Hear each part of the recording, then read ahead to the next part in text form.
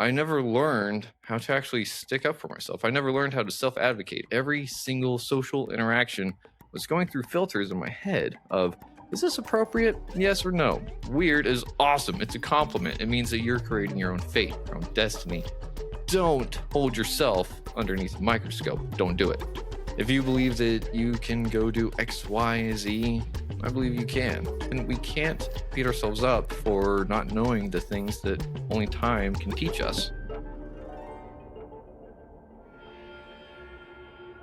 Hello, and welcome back to Retrieving Sanity with your podcast host, Keegan, and this is your recovery-focused podcast. So, to bear with me because you might have a little bit of an impromptu episode really coming up because, boy, oh boy, I did not fucking expect this turn of events. And at the same time, I kind of did. That's kind of the thing, right? Like, I had a feeling that this kind of sort of might happen. And at the same time, I had absolutely no idea that this would happen. You know what I mean? I'm sure you can at least somewhat relate. And I don't know about you, but you ever been like really disowned by your parents? Like they give you a scrapbook of your first 7 years of life? Yeah, interesting. Anyways, so what I'm kind of wanting to talk about is whenever we're just kind of stuck with like, who the hell are we? And where do we go from here? So that's the thing, is sometimes a lot of our identity is formed whenever we're really, really young, right? Sometimes you may not even remember how young you really were whenever you had some of these thoughts and ideas placed into your head unwillingly that have really just kind of, well, maybe fucked you over one way or another in some regards that you may want to change now. And don't get me wrong, a lot of us have things that aren't great, and a lot of us have things that are exceptional. But sometimes those exceptional things are buried underneath the grime and dirt of those other things that we didn't really choose to put there, but it just kind of happened. And what I mean by that is, well, trauma responses are survival adaptations. They're maladaptive. Now, what that means is that we adapted. Great. That's awesome. We adapted. We learned how to survive. Isn't that what people are supposed to do? Kind of, sort of. But the thing with maladaptive is that it's really kind of counterproductive in a lot of ways. Now it's kind of like, how do you be adaptive but in the worst possible way? And it's because some things just don't really work out the best way. What we can look at for one instance is like fire, right? Because fire it transmutes things, it burns things, it makes things to ash, brings them back down to carbon.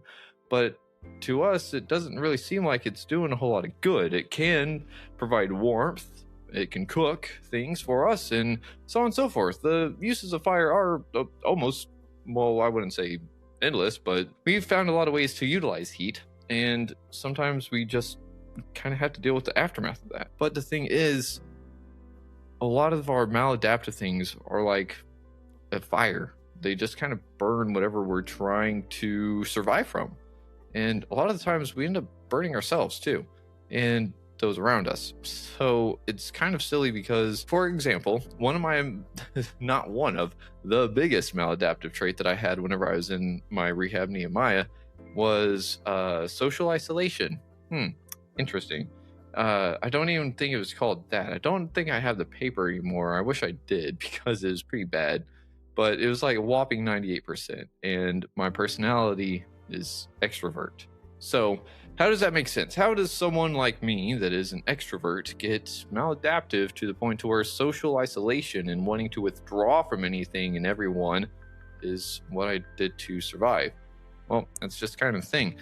Growing up, I loved talking to people. I love talking to adults about adult things like philosophy and just whys and hows and everything like that. I couldn't tell you exactly what some of those conversations were nowadays, but I remember being told that I was talking not where a kid should be talking, or especially about certain subjects. I don't know. Can't really remember all of it too much. I've hit my head a lot. I've drank a lot of alcohol since then. Hence why Retrieving Sanity is here, because we're trying to get back to before the crap happened, right? Anyways, I digress.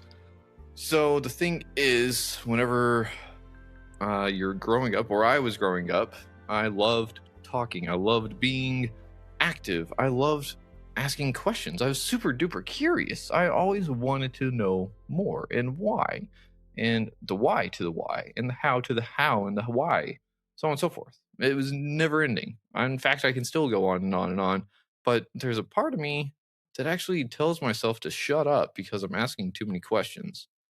Maybe because I won't remember it all, and maybe it's not useful in the future for whatever reason, or maybe it could be. But you see that little voice in my head that says, stop learning. Stop. You don't need that. It's not good for you. Is the voice that came in to save the day whenever I was little. Because whenever I was little, again, I was talkative. I was always looking for more. I was wanting to do so much more. And yet, I was told, it's too much. I'm too much. Stop moving. Stop breathing so loud. In fact, there's some person in school that, again, I got in quote unquote trouble for. We just got done taking the tax test, and I'm sitting there just trying to mind my breathing. Mind you, I actually had my hands over my nose like this, trying to mitigate how much noise I was making. And I was still too loud for the person sitting in front of me, and she turned around and yelled at my face to shut the fuck up and stop breathing so loud. So, and guess what? I was also told that by Jared, my father. So that also really fucking sucked. And ever since then, I've learned how to really be really quiet. But the thing is, this is what I'm talking about. Whenever someone is small, young, impressionable, and curious, really, and they're told to stop. Well, obviously, if I'm told to stop by the people that are supposed to care for or teach me how to live in this world, well, obviously I'm wrong. I'm doing something wrong. I didn't do something right.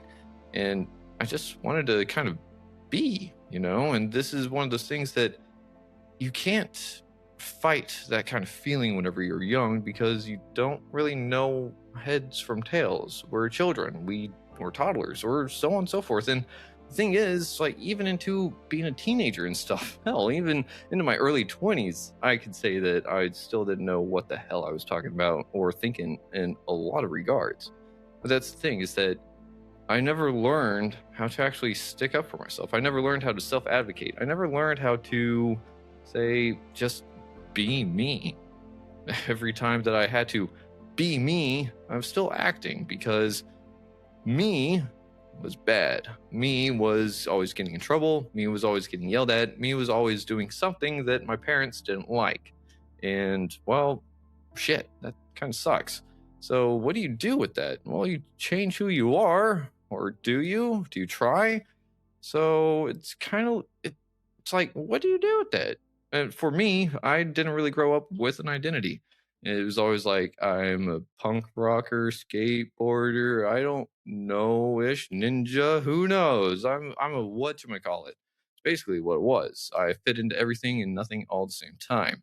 And that it may seem like it's a cool skill, but being a chameleon really leaves me with a lot of nothing for myself, because every single social interaction was going through filters in my head of, is this appropriate? Yes or no? Okay, well, how much is it appropriate if yes? And if no, immediately disregard that.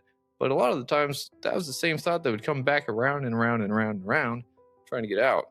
And a lot of the times, it wasn't even necessarily a thought. A lot of the times, it's a feeling, and I didn't know how to express those. And, well, whenever you don't know how to express things, you just kind of have to move and get it out, right? You're like, I'm anxious. But that's the thing, is that what do you do whenever you're young? You don't know words to describe what's going on in the inner landscape. Maybe your parents don't even know what it's like to have an inner landscape that is dictated by all these mean things that are telling you that you're wrong for simply existing. Now, I know that some of y'all can really relate to that. It's wrong to be alive. It's wrong to be me. What the hell? Like, who says that? And if you're wondering that, to that little voice in your head, I'm telling it for you to fuck off and shut up and just let you be you. Because holy hell, that voice is annoying as hell, and it's not you. Just so you know. It may sound like you, but if you really listen to it, if you really pay attention, it's not you. In fact, if you ask what its name is, it's probably not even going to tell you your name. It may actually say the name of the person that you got that idea from in the first place. Now, I can't say that this is going to work for everyone, but that's just kind of how it is. Everyone's healing journey and identity journey essentially is different because shit, if we were all the same person, this would be boring as hell. And we wouldn't be in the situation that we'd be in because, well, all is one and one is all kind of thing, but in the really weird microscopic way. What do we do with ourselves whenever we don't really know where to go? Well, I mean, the best place really is to look back on the inside because we really do know a lot of our own answers, even if we feel like we don't. And the thing is that we were taught to not listen to ourselves. We were taught to not advocate for ourselves because, well, I'm obviously wrong because parents or grandparents, aunts, uncles, cousins, brothers, sisters, what have you, say otherwise. And they're older. They know better. They have more life experience. So I can trust them. They only want the best for me, right? Yeah, right. So if you've learned some weird programs, and I'm also going to stop saying weird as a bad thing because weird is not bad at all. In fact, weird is awesome. It's a compliment. It means that you're creating your own fate, your own destiny. It means that you're taking charge of your life. And so if someone calls you weird, look at them with a smile, give them 2 thumbs up and say, fuck yeah. And then keep going, do your thing. And then just be more weird because, I mean, if it bothered them, they're not your tribe. So, who knows? Just don't go out of your way to offend them, kind of thing. You know what I mean? But whenever we're sitting there and we're looking at these odd programs that were given to us, we really have to dissect like, where did it come in handy? How long did it come in handy? And is it still coming in handy? Like, is it actually useful or is it just something that's kind of keeping me stuck in the rut? And I'm looking to change things. Now, here we go. Rut. What does that mean? I know a lot of us can sit there and be like, just doing the same old, and we're just getting, where the hell are we going? Oh no. So yeah, that's the rut. We just keep doing the same fucking thing until we end up digging a hole for ourselves and it just looks like we're living life. And we just call it the rat race. But really, a rut is resisting the urge to transform. I'll say that again. Resisting the urge to transform or transmute if you want.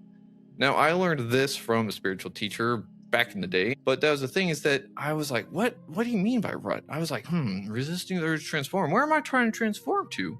And I was always thinking that it was something on the outside. I was always thinking that transforming was like a butterfly, it's like a caterpillar to a butterfly after the chrysalis, and it's like, woo! But that's not really the case because on the outside, we almost always look the same. A lot of us may get piercings. A lot of us may dye our hair. We may even shave it off. We may even just do all sorts of weird things with our clothes just to find a sense of self-agency. Now, there's nothing wrong with that whatsoever. In fact, I highly recommend and encourage people to do this because, one, it serves as a warning label to those who are not your tribe that, hey, you may not like what you deal with. And then 2, it helps you find a tribe that's like, hey, y'all are my people. What's up? So be you. Express yourself through the things that you wear and just show off to the world because that is the inner landscape speaking out. Now, a lot of us like to think that, the dark and gloomy stuff is all bad. Y'all just don't understand it. And that's the thing is like, how do you make someone understand that? You don't. You can tell them your story. You can tell them your perspective on it, but you're not going to sit there and make someone just automatically shift unless they're sitting there wondering and curious about it for themselves for some time too. But whenever we're talking about transformation in the sense of like the caterpillar to the butterfly, we really just got to sit there and think it's all about our inner landscape. Now, for a lot of us, whenever we get these programs, we're young. We don't know better. But the thing is that those feelings are just so damn strong that we don't know what else to do with them. Because, again, they've kept us alive. So, good, right? They have to be. If they're not, then who the hell am I? And if I'm not who I thought I was, does that mean that I'm still bad because I've been trying to be good this whole time? And no, it doesn't mean you're bad. It doesn't mean I'm bad. It doesn't mean anyone's bad for just going with the programs that they've been given. Now, it can make someone bad if they understand and recognize those patterns and things that are hurting people and they choose to keep doing it. That would make someone a bad person. But a lot of us are unawares to such issues. Now, I'm not saying self-awareness is key, but I am saying self-awareness is a damn good fucking start to really just kind of getting your shit figured out. Because if you don't know what you're working with, you can't fix it. And I'm not saying fix it as in like make it right. I'm saying fix it as in make you feel like you're whole again. Instead of trying to fill a hole, we want to feel whole, with the W. W. Oh my gosh. I don't know why I decided to say it that way, but I just did. There's my texting for you.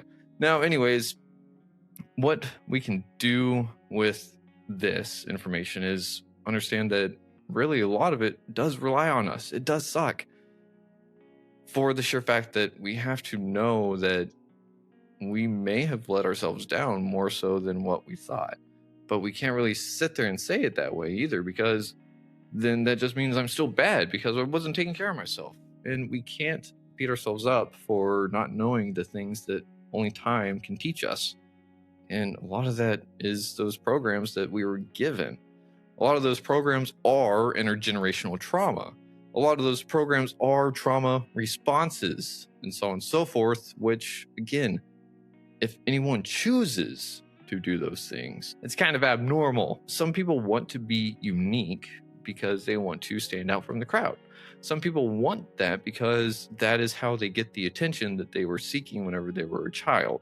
Maybe. I'm just speaking in hypotheticals, hyperboles, what the hell ever you want to call it, because everyone is different. We can sit there and do something about it. It sucks, don't get me wrong. Healing is not an easy journey. That's why people look for the quick fix. People look for the things that take the edge off, that may just make the day kind of seem a little bit easier in the end. Something to give them the runner's high, to give them a buzz, to really do anything besides just having to think that same thought of, don't do this again because that's bad. Don't do this again because that's bad. Don't do this, don't do this, don't do this, don't do this. And then eventually the device comes along or the program kicks in and we just kind of just fade away for a little bit. And then we come back and we feel worse because, well, honestly, we let ourselves down. Whenever those programs come calling, it's actually a sign for us to take a break and pause and reflect and say, what is it about this that made me want to do that? Well, here's a little bit for y'all. I don't know if y'all really care for this, but it's part of my story. So here we go. Whenever I was talking to Julian Bermudez on his podcast not too long ago, he was asking what I did whenever I was younger to kind of escape reality. And I was like, well, I kind of hate to say it, but masturbation, I found that out at a really young age. I don't know the normal age for that, but for me, I know it was really young.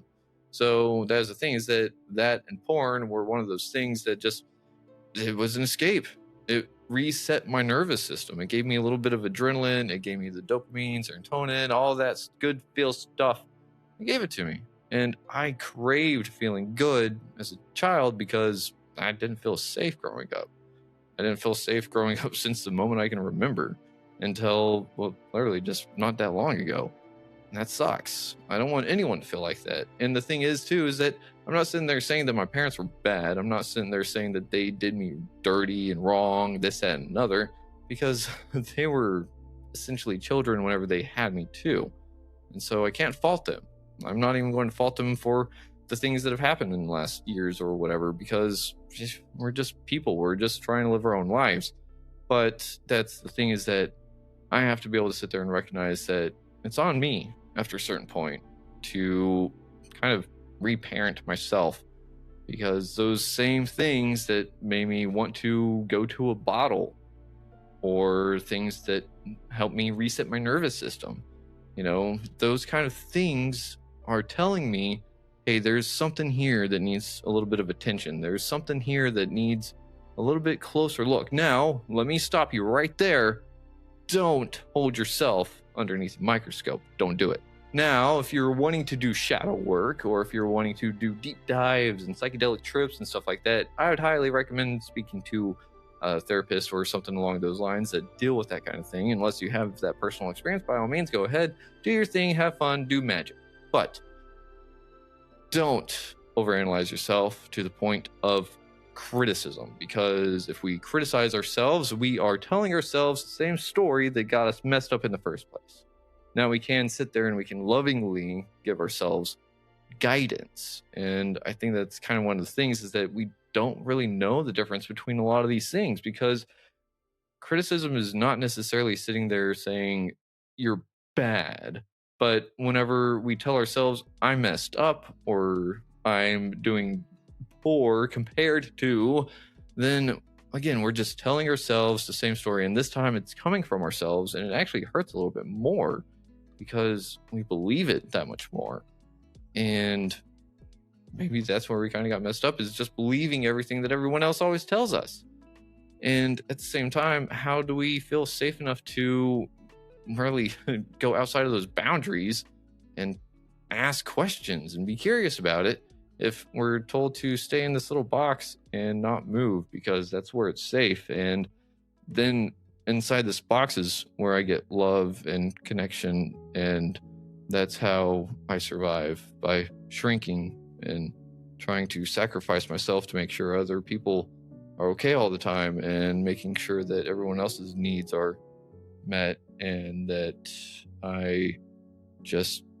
it would have been better if I didn't exist because other people have to take care of me. And so all of a sudden I'm a burden, and I'm a burden to myself because I don't even know how to take care of myself.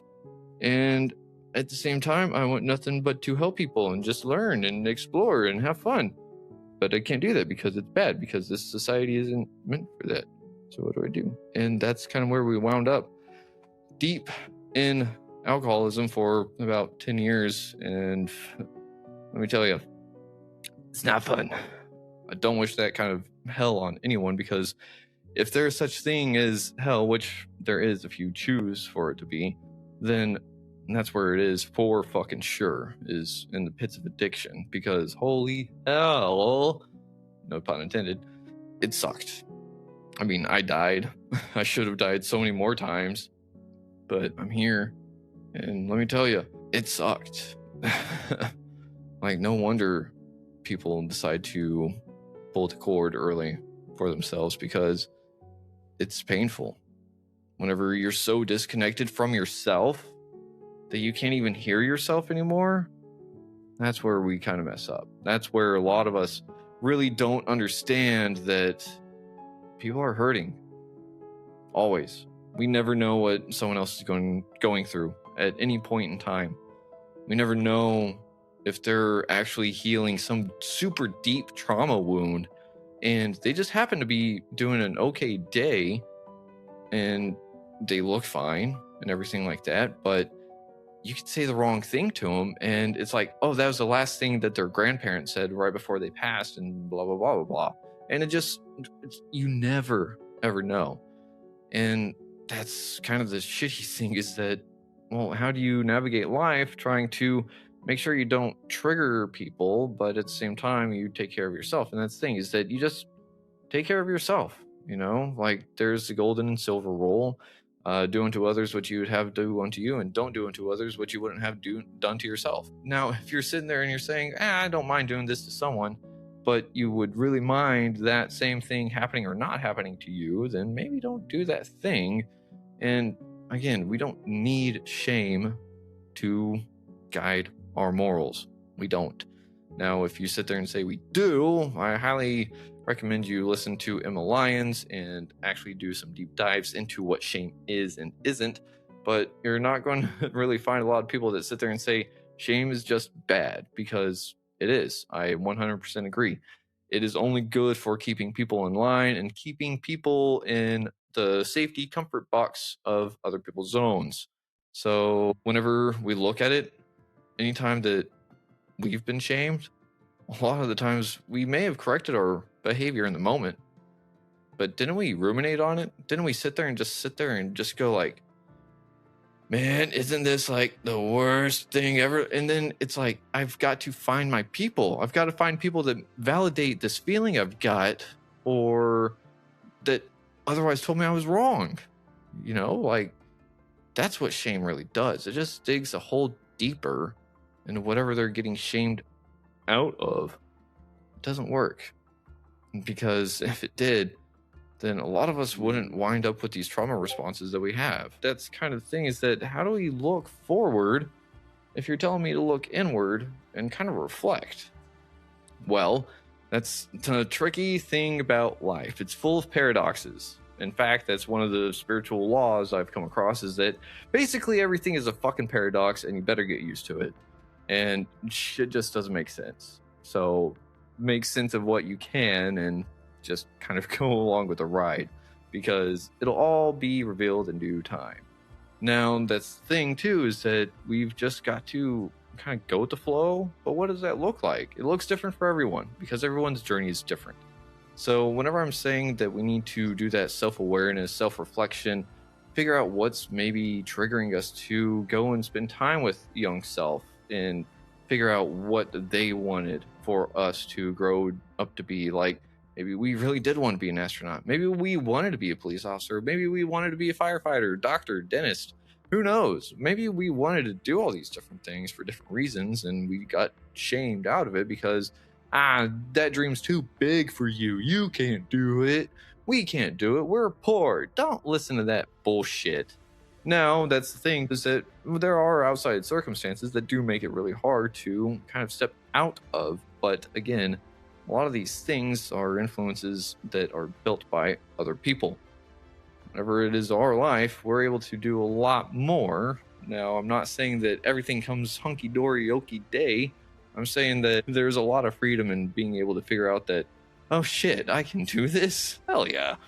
You know, so that's what I'm hoping other people are encouraged to do, is look on the inside and say, you know, I really did want to do that, or I really did want to express that. I really did want to blank, and then go and do it now.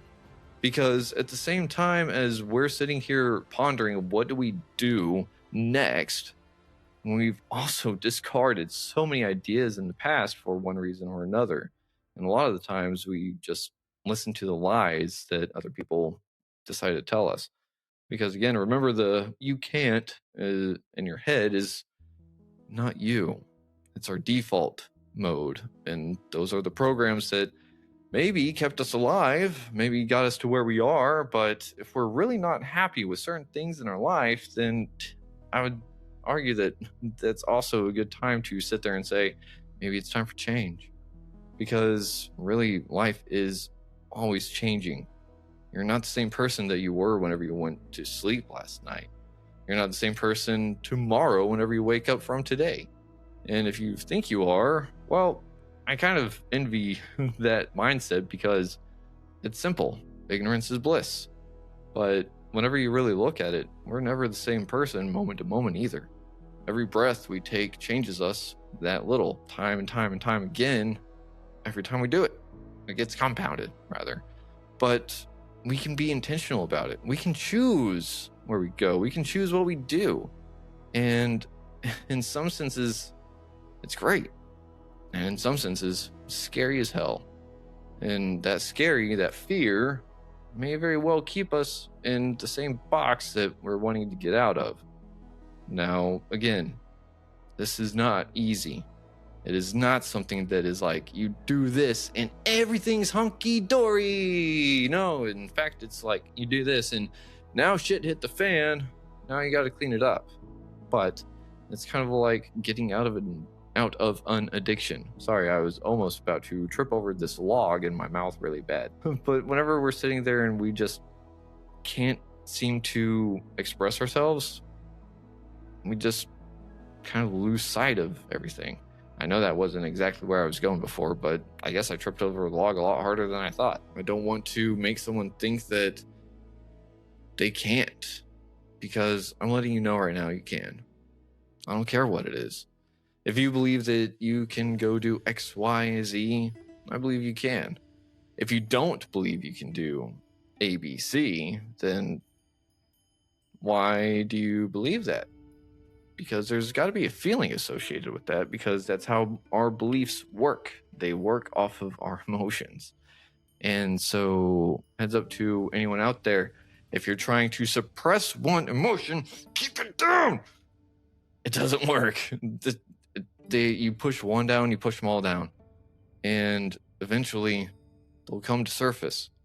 So I highly recommend just sitting with yourself, journaling, doing shadow work, doing, I don't know, for me, tarot, scrying, all different sorts of things for me. But that's the thing, is that you can figure out so many different ways to do self-reflection, to take a look on the inside.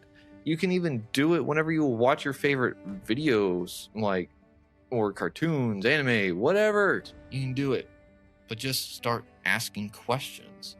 Like, what is it about that character that makes me think about myself? What is it about that character that makes me think about so-and-so from my past? What is it about this situation that made me feel a little weird all of a sudden? What is it about? So just ask questions.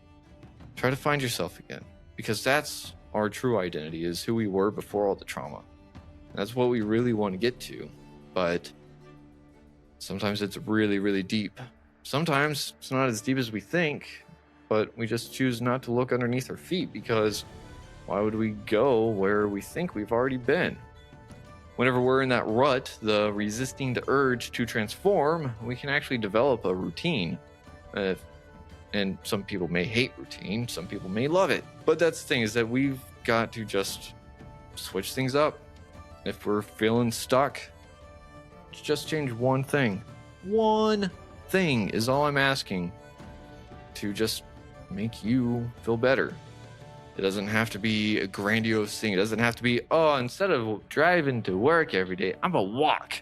Now, if you live really close, that may be perfect. If you live 10 miles away from your place of employment, don't do that. That's probably a bad idea, because your whole day is going to be a lot of walking.